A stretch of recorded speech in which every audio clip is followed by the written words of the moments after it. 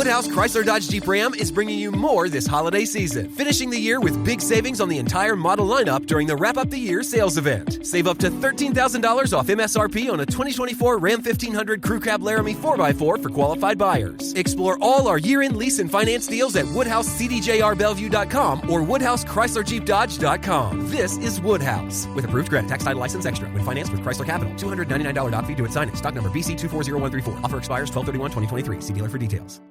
You're listening to a CNA podcast.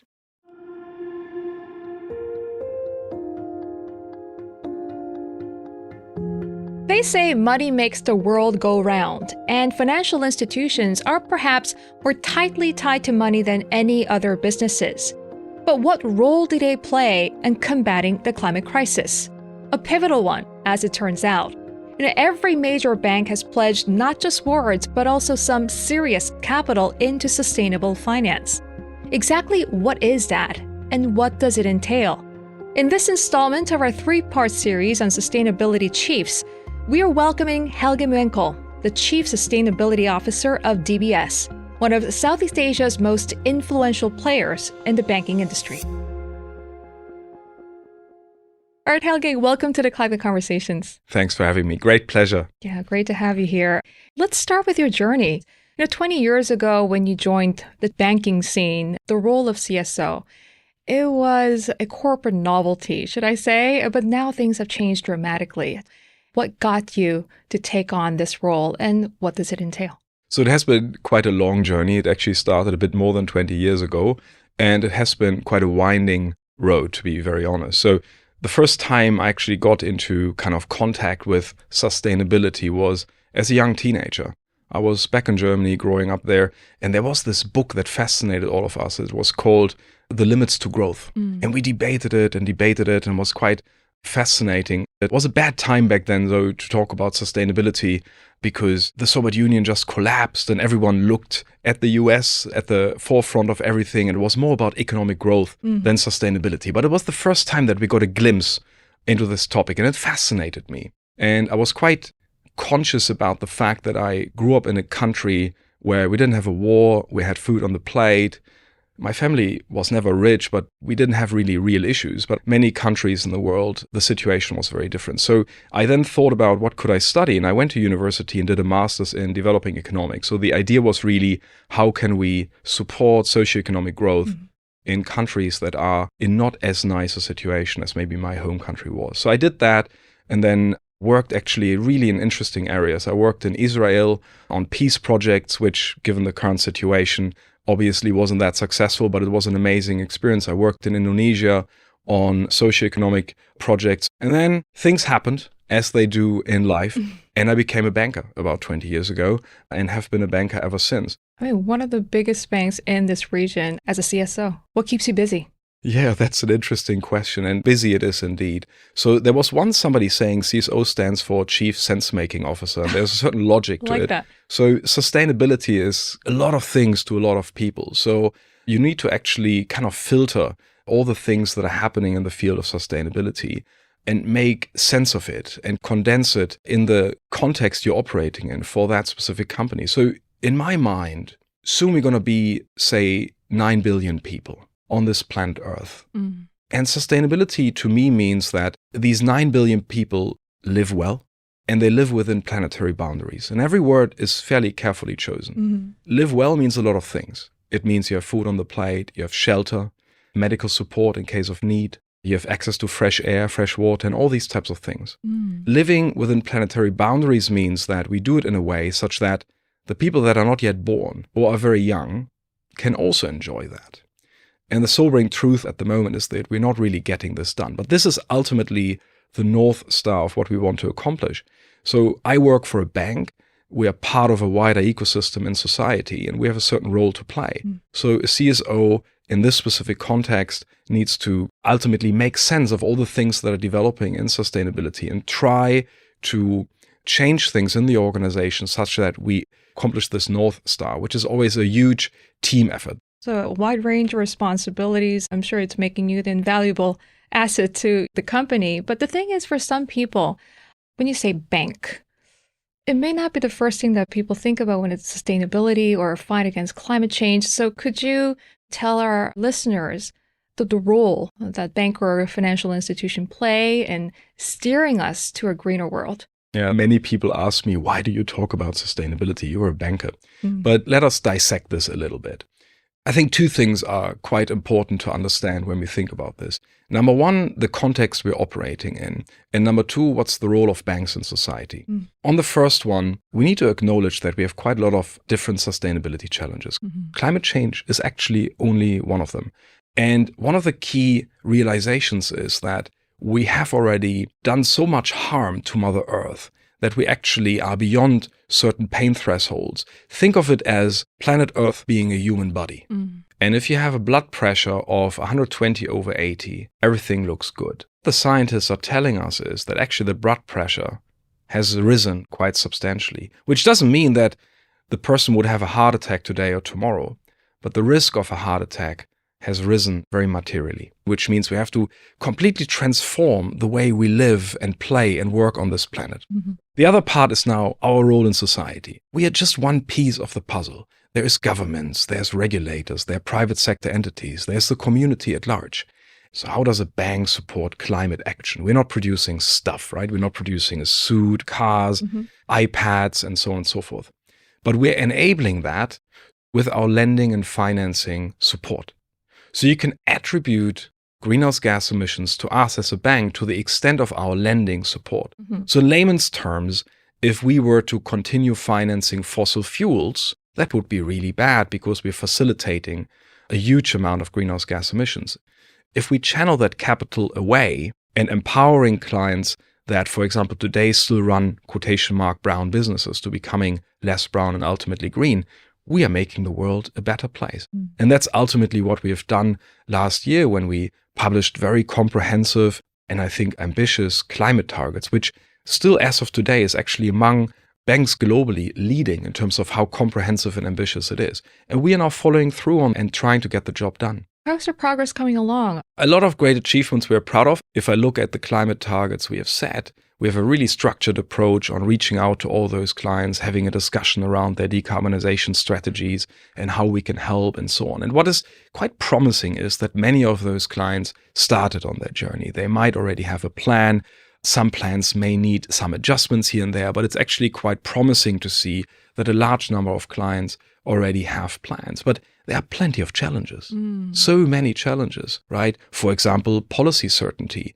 If we want a private sector entity to invest in decarbonization, they would want to know what's the direction of travel. And policymakers can help by setting policy certainty. So that's one area. The other area is, for example, the financing of many of these investments. Sometimes we have risk-reward challenges with these investments, especially in countries that are quite lowly rated in Southeast Asia. So it's a real issue of finding new, innovative and smart financing structures to get this actually done. Then in Asia, you have a huge challenge around this buzzword, just transition. It is not just about climate. I mentioned to you at the beginning how I see sustainability. So it's also all about people. So if you take a climate action, which we have unquestionably, it might have an impact on human beings as well. Example, if we shut down a coal power plant, which undoubtedly is good for climate, many people might lose their jobs. How do we deal with that? So there are quite a few challenges that our clients are facing and a consequence we are facing. So this is why we need this ecosystem approach. We all need to come together. And so huge progress, but I also going to be very honest, loads of work to do, and there are going to be failures as well, and we need to learn from them. Indeed. And Helge, sustainable financing or green financing, for some businesses and companies, this may sound still foreign. So how do they differ from traditional financing? The key is, of course, the purpose. So why are we providing these types of financings? So you mentioned green financing. So green financing has a specific purpose. It supports the financing of activities that we consider green. For example, a generation of electricity by renewable energy, for example, right? So if a client has a strategy on decarbonization and they want to focus on things like that, then we can support this with these types of structures. And of course, there is a pricing element. Many of the financings we do in these fields offer clients a slightly lower interest rate as an example, but it's not about the interest rate alone. It's actually all starting with a discussion on strategy and how does this fit into the decarbonization strategy. But there are other financing instruments as well. For example, we call this transition finance. So if you zoom out for one moment, the financings we do, it's almost like a traffic light system. So on the one extreme, you have the green stuff. So generation of electricity by renewable energy. We all know we have to do it, and it's very, very clear. On the other side of the spectrum, not red, but maybe brown, is electricity generation by coal. We know we have to stop it. The question is only how fast can we do this and how do we replace coal and things like this, but it has to disappear. Mm-hmm. And then there's a whole raft of things in the middle, the amber part, which we call transition. And unfortunately, probably 90+% of our economy is in that area. Mm. Think about the mobility sector, aviation, shipping, automotive. Think about the production of steel, the production of cement that we need for buildings and all these types of things. That is not as easy and clear. It's actually quite opaque.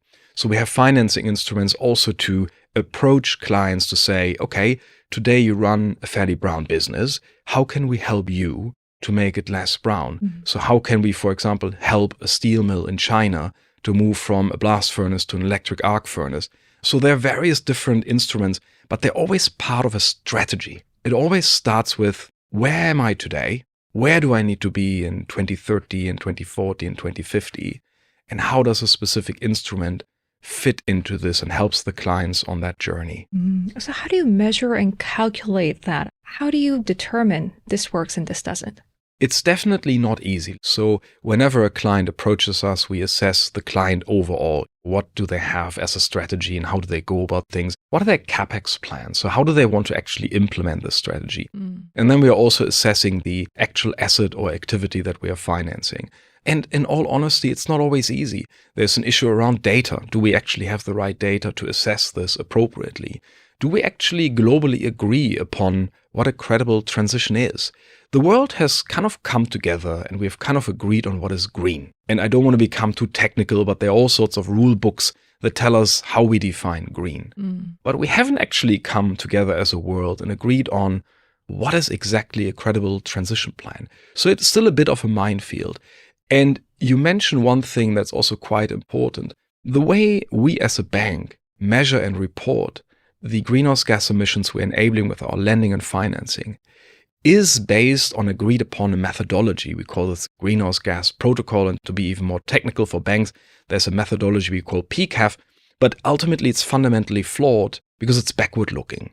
So if we go to a steel mill in China today and we finance them because we believe they have a very credible transition plan and we believe in their actions and so on and so forth, so we give them money to become less brown, then the way we report it is actually that our greenhouse gas emissions intensity will go up because today they're still brown. So it's still fast and developing on data, on methodologies and all these types of things.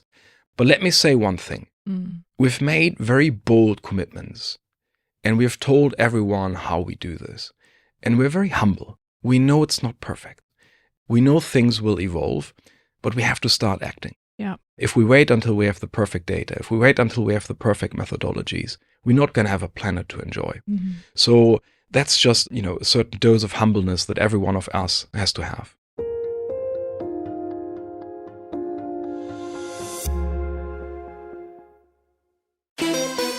Hello everyone, my name is Stephen Chia, and I'm host of CNA's weekly news podcast, Heart of the Matter. Each week, my job is to ask the questions you have, like why is the COE so high? Why aren't singles dating? Or what's going on with the red-hot property market in Singapore? If you want the views behind the news, then tune in each week as we get to the heart of the matter. We are on the CNA and Me Listen apps and wherever you get your podcasts. Hit follow or subscribe so you don't miss an episode when it drops.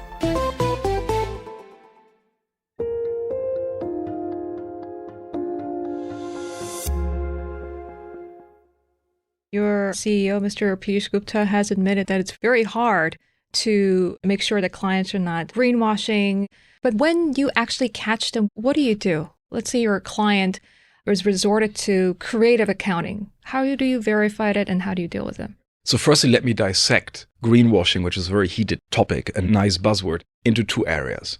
There is greenwashing by intent.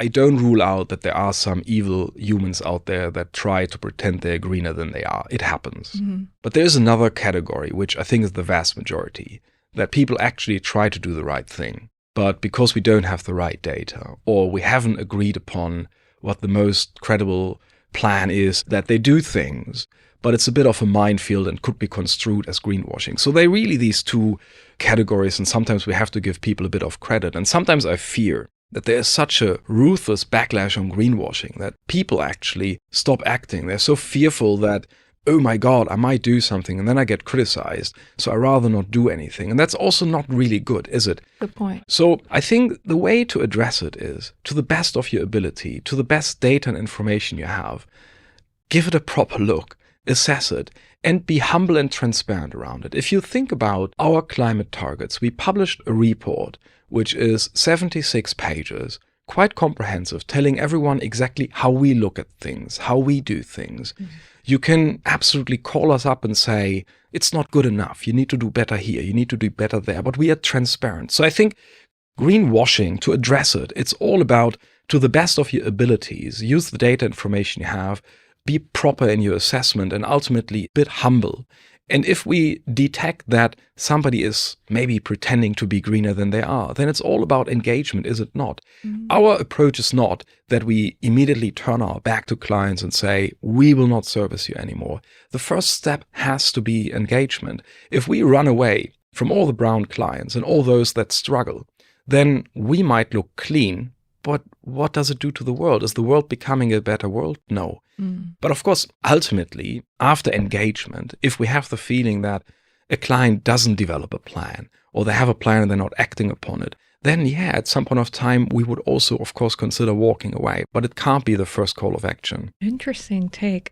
Then when considering the challenges of decarbonizing hard-to-abate sectors, where do you stand in resorting to carbon credits? Because it's also an issue that's being debated. Another beautifully contested area, is it not?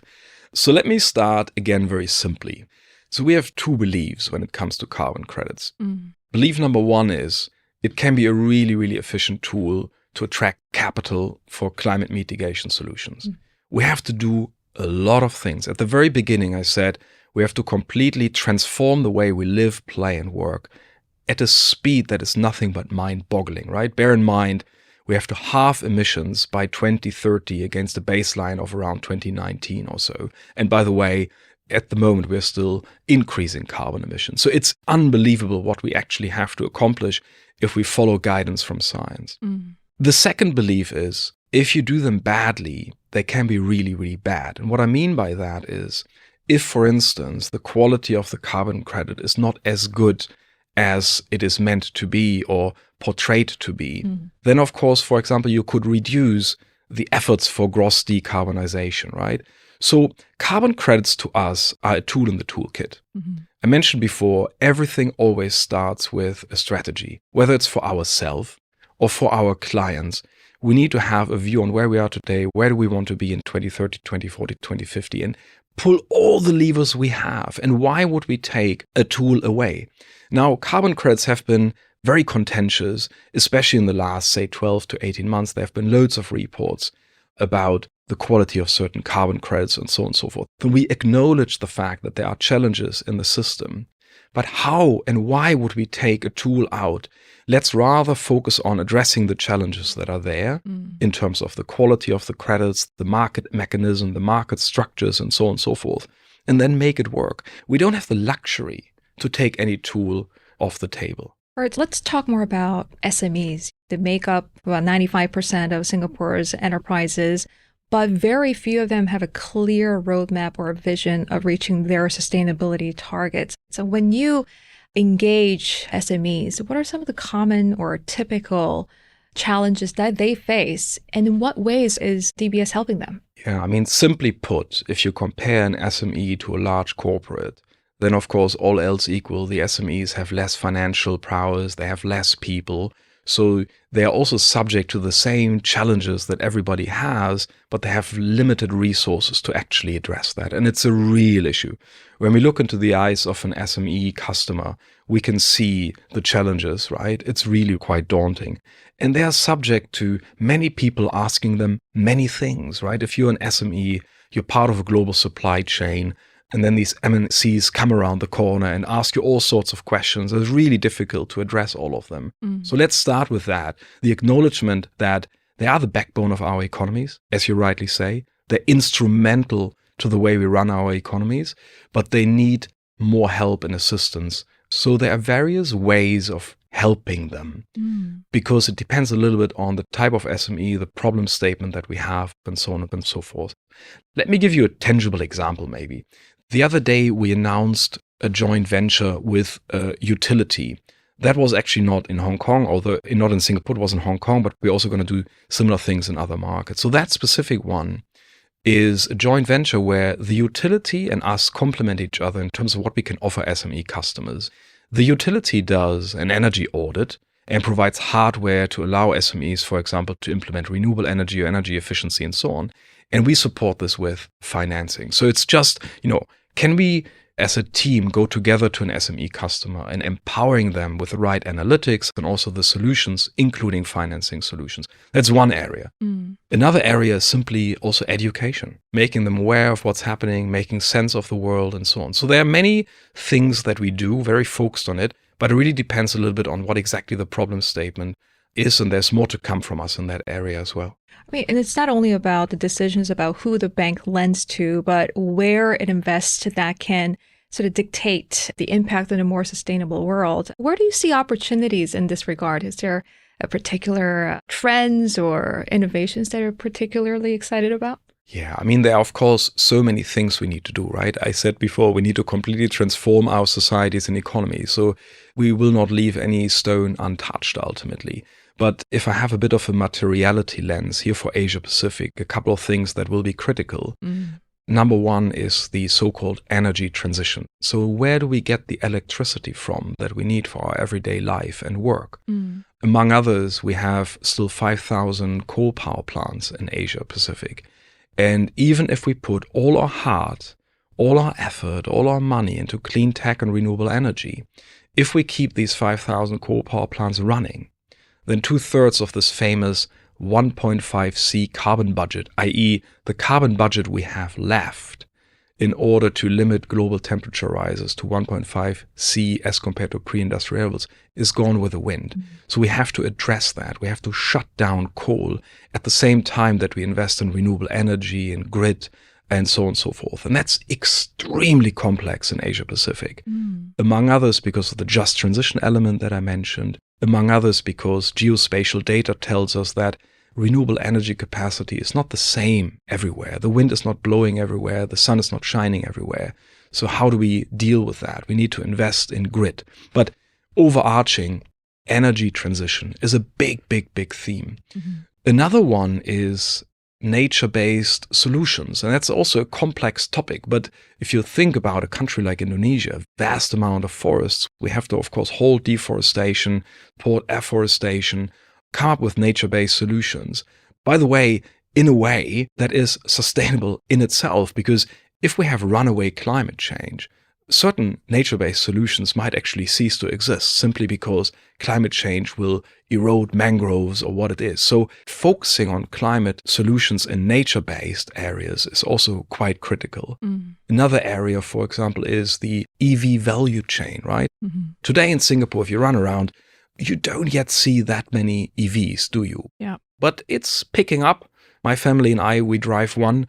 And for example, supporting the entire value chain from sourcing the metals that we need to produce those all the way to downstream is another key area. So mobility, energy transition, nature-based solutions are a couple of these critical areas. Okay. And Helge, you've been involved in banking and sustainability for 20 years now. If there's one lesson that you've learned, what would that be? Keep a certain sense of positivity and don't underestimate the power that you have as an individual. Sometimes I feel that people feel so overwhelmed by all of this that somebody else needs to come around the corner and do it for us. everybody can do a little bit. It starts with talking about this stuff, making people aware, convincing there is a real issue.